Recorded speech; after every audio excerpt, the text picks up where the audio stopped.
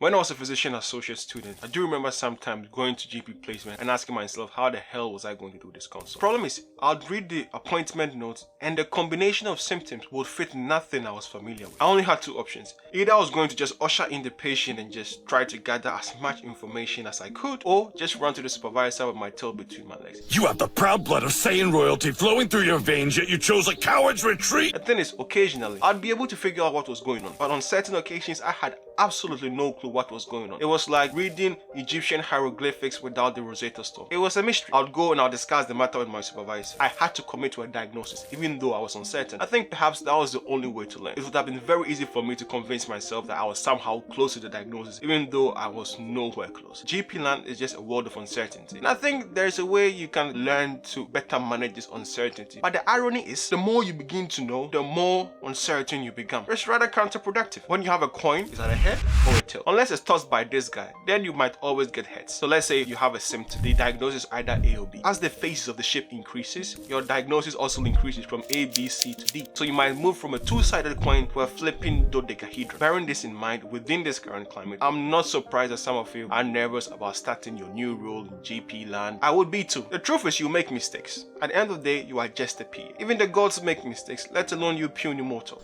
What's a mortal doing here?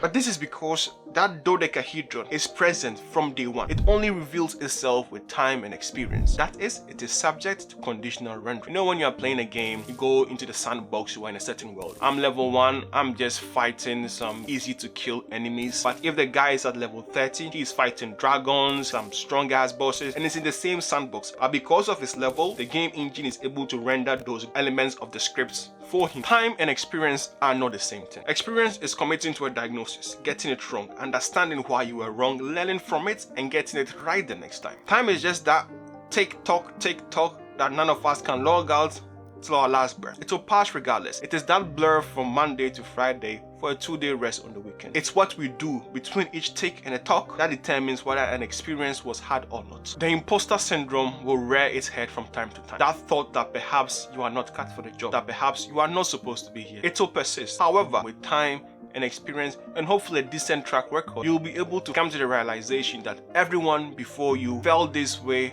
at one point or the other. You are not a special case. As a physician associate, you work under people who ultimately have the final say. And because they are individual, they have their own preferences. You might go to supervisor A for situation Z, and they might go with solution X. You might go to another supervisor B for the same situation Z, and they'll go with solution Y. So if at any point you were to go to A for Z, expecting Y, and they go with X, don't let it bug. Learn from both of them, but always stick to the guideline. They are doctors, and you are not. Hopefully, you are able to find a supervising clinician who is like Jiraiya, take you under their wings and show you the ropes. They'll be your Virgilio. Believe me, that helps a ton. How you feel about the role of the physician associate, whether you'll be happy, you'll be sad, you'll be doubtful, your supervising clinician plays a massive role. They can make you feel like you're in heaven, or they can send you to the 9th circle of hell. Hopefully, you find a good one. They are out there. And one thing I realized is that I need to be apprehensive when I find myself feeling too comfortable. Oh, I can deal with this, I can deal with that. That is when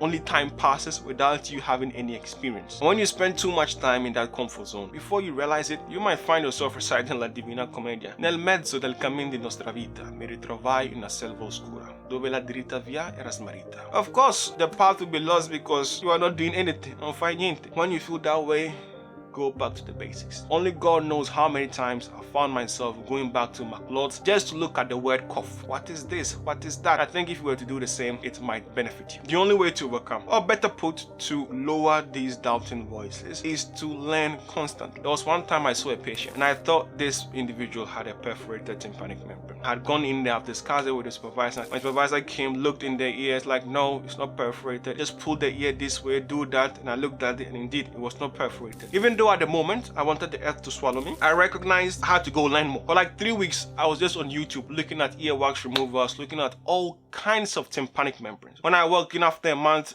Oh boy, you'd have thought I was an ENT specialist. Man, this thing right here, you know, this over here, the earwax, bro, I was feeling myself like crazy. You learn from the people ahead of you, but you also do the inner work. The inputs are what you can control. Arthur Clarke once said, a sufficiently advanced technology is indistinguishable from magic. However, once you understand it, it ceases to be magic. Likewise, medicine appears esoteric only in the fog of ignorance, and I'm ignorant about a lot. However, once you begin to pay down your depth of ignorance through learning, experience, mistakes, the fog begins to clear. Things become clearer. Though there is much ahead we still need to learn. I would see a blood panel when I first started. I would send a shiver down my spine. I see it today, double take, and I just go through with it. And the things I'm probably worrying about today, in 4 years, 5 years down the line, be a child's play to me. However, if you were to ask me to shoulder the things that worry my supervisors today, it will crush me because I've not built the backbone to be able to handle it. There are levels to this game. You just have to do the work. It's a process. Keep at it and you get better. It's your boy Yoti and I'm out. Salute.